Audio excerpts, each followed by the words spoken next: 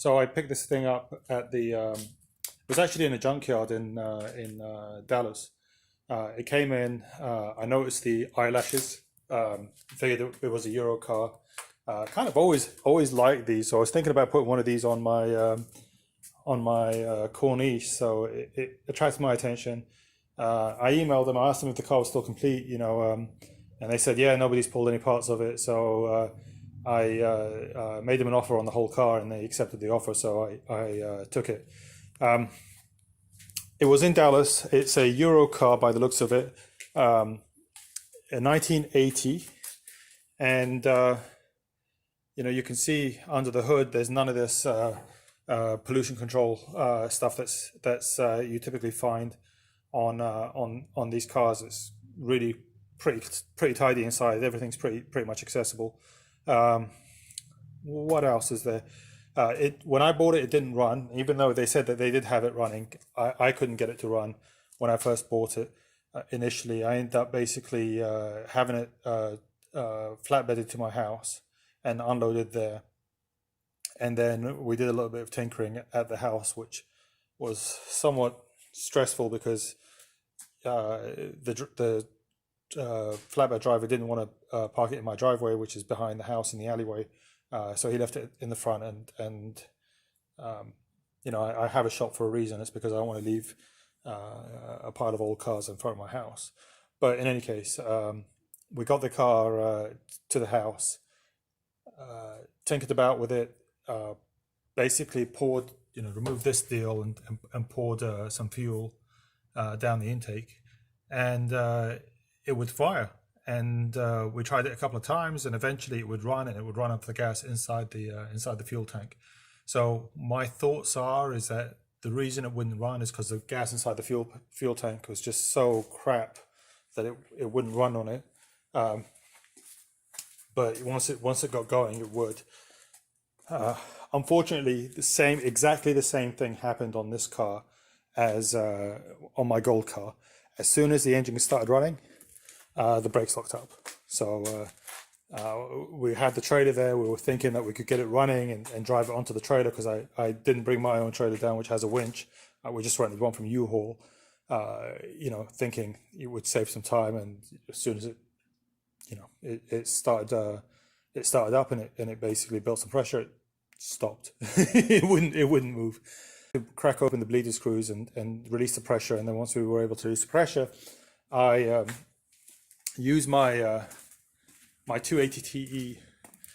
I strapped a tow rope to it, and while he was basically driving, my buddy was driving the car into the trailer. I was behind him with the tow rope, fully stretched, ready to stop, so that once he loaded it, it doesn't keep on going. And fortunately, that worked out. So not the smartest way to do things, but it's a way.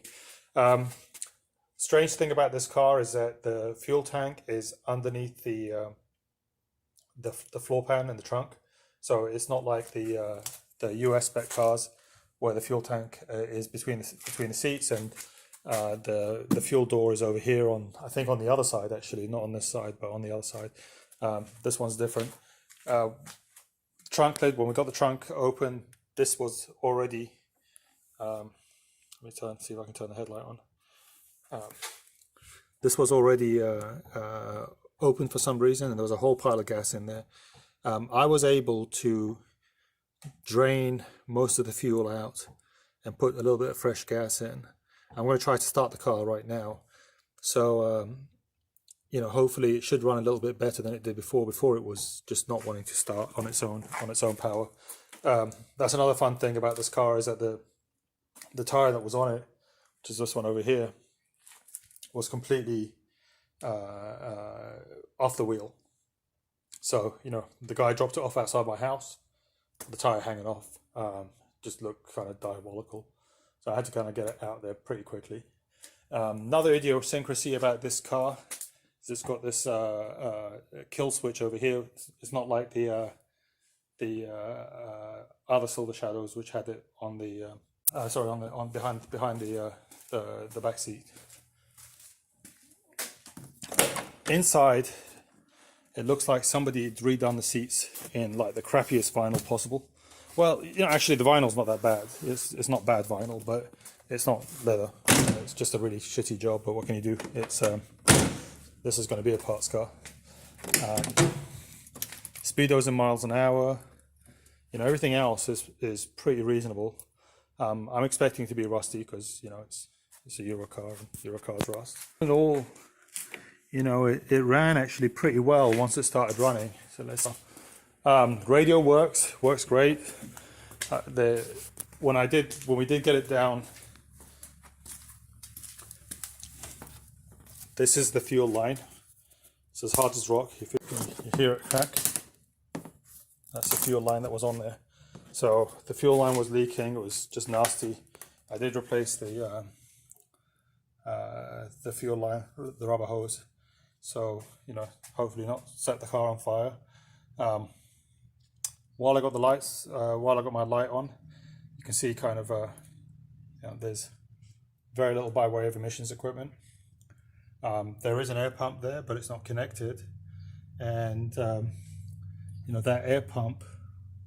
The only thing I see is this EGR deal that kind of looks like it's been installed. That bracket doesn't look like a factory bracket, and this pipe doesn't look like a factory pipe.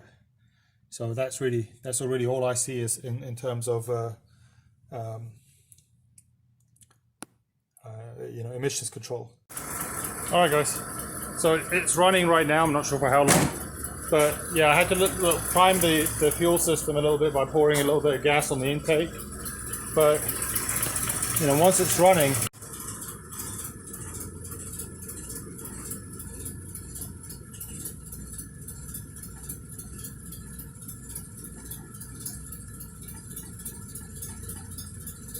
Alright, so sorry about that, guys. What I did is I added a little bit of fuel on the intake.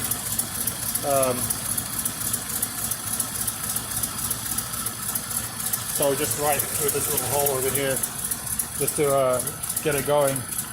I'm guessing that the choke mechanism is not working properly or something like that. I'm not sure.